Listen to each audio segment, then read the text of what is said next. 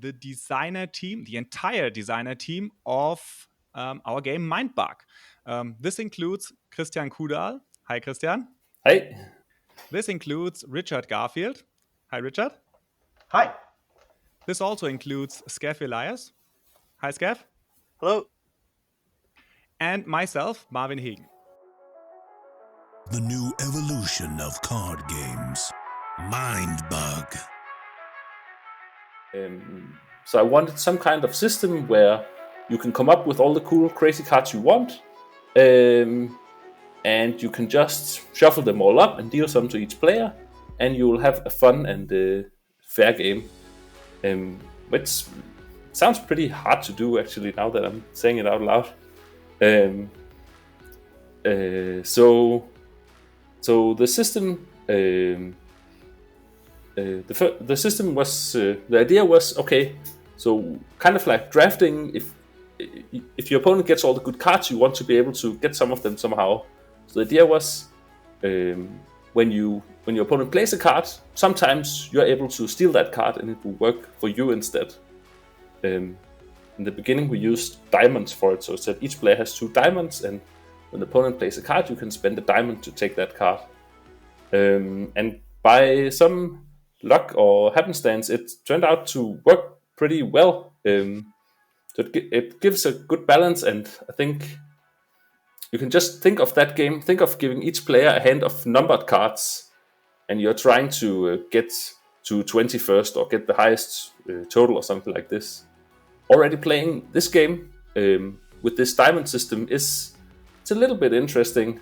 So you can like play your biggest card early, hope it doesn't get stolen, or there's some nice choices. So this was the starting idea. So I talked to Marvin because I felt we had a similar taste in games, and we started working on this together. I think we were pretty lucky already from the start. The game was working well and was pretty fun.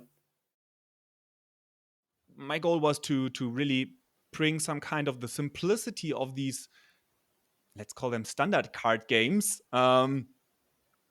into the world of strategy card games. And yeah, I think what we ended up with is a game that really, for me, it feels like a full blown trading card strategy card game, but in a single box.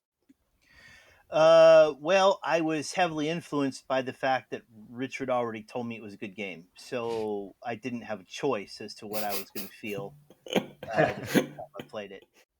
The thing I like about it is there's very few, decisions in the game, and they're all important, like every single one. And because it's sort of been stripped down. With normal trading card games, you play on autopilot a lot, and I'm basically never do that in Mindbug. It's extremely rare that you're on an autopilot decision, and so that's pretty cool.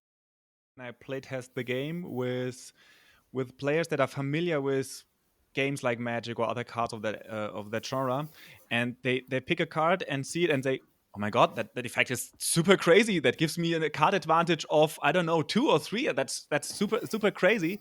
And they think they smash the card on the table and say, "How can I lose from here?" And the opponent says, "I Mindbug that," and you can see their face. Say, "Oh, I forgot something." The Mindbug innovation in particular is brilliant because it's more like a combination of a draft and a card game all mixed into one,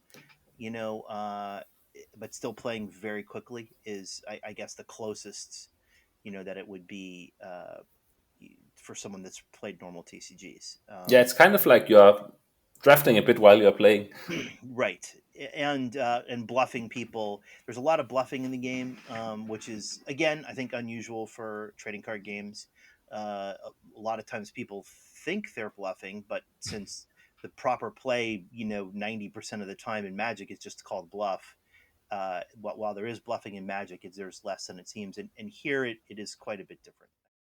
I mean, going back to Magic, we sort of felt like the game was going to run out of simple space, but which of course logically it has to. but it just took a lot longer than we expected.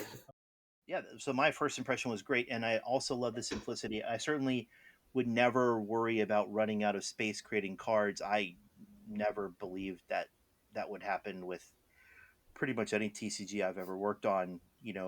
Magic included. As Richard said, at worst, you would have to change the environments. As soon as you have that tool, you're pretty much set. I thought, oh my god, this is just a genius. He just copied the deck and made it better. So maybe you can tell us a little bit.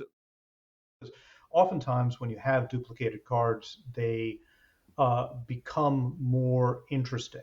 Like if you've got only one card in the game where you play it and your opponent loses a life in direct damage, then you can sort of play around that card. But if there's two in the environment, it sort of changes the whole flavor of that. And so it's very common that that a particular card will work well with itself.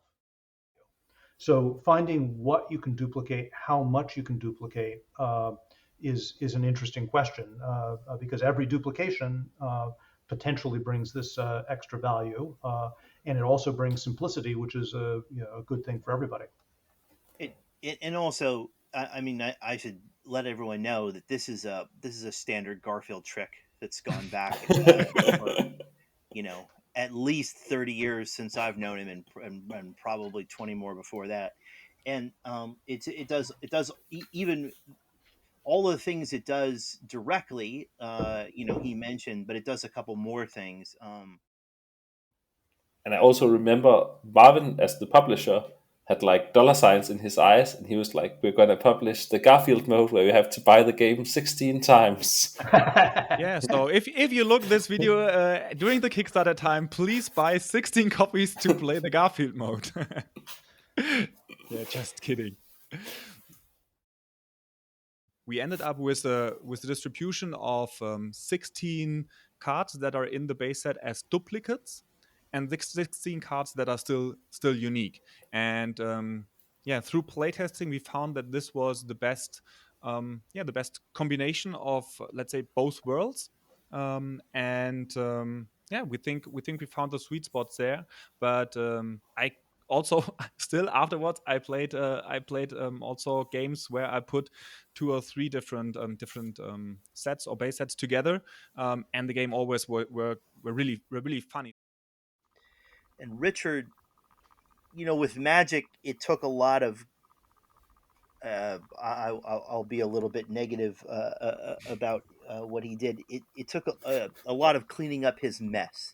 Like he had a lot of stuff going on, and always the problem when you're the designer is that you have a model in your head and some unwritten rules, and things seem like they're more clear to you than they really are, because everyone else only gets a sentence on each card.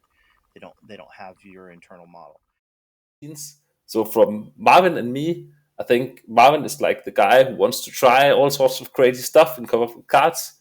And when I see one of his cards, I'm like, "Ooh, is that really well defined?" Or, "Ooh, what? No, in this case, it will be messy."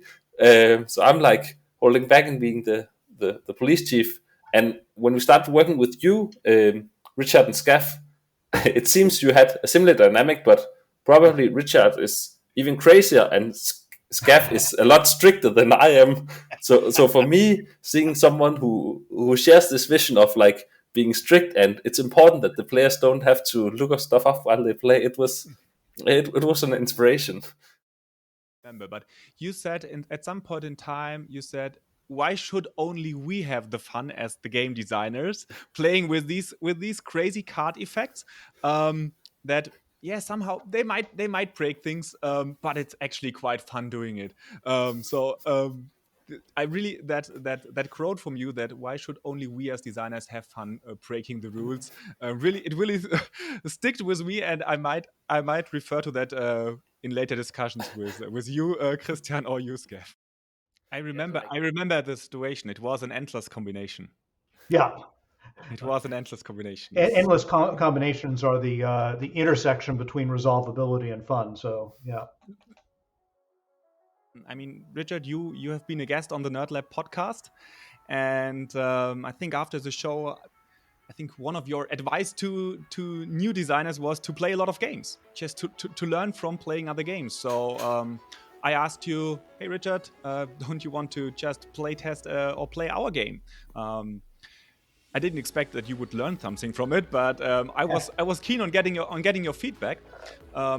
And I think when I remember correctly, my pitch was something like, we created this kind of game that is that has an auto-balancing mechanic that allows us to create these crazy powerful cards without breaking the game, making each card very interesting.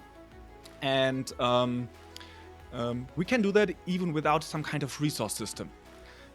And can you remember what was your response to that? No, I don't. I remember. I can.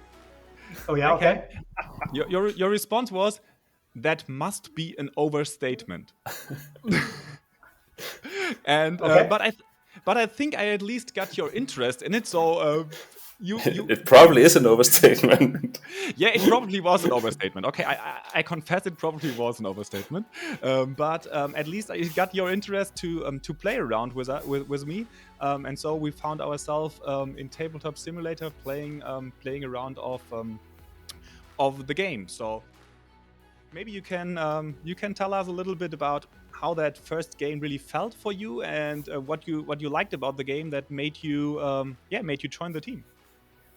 Well, I was immediately intrigued by the idea that you could steal 2 cards from your opponent each game, I think it took me a while to accept that as a method of balance. I'm not even sure that I'd yet qualify it that way. Just because,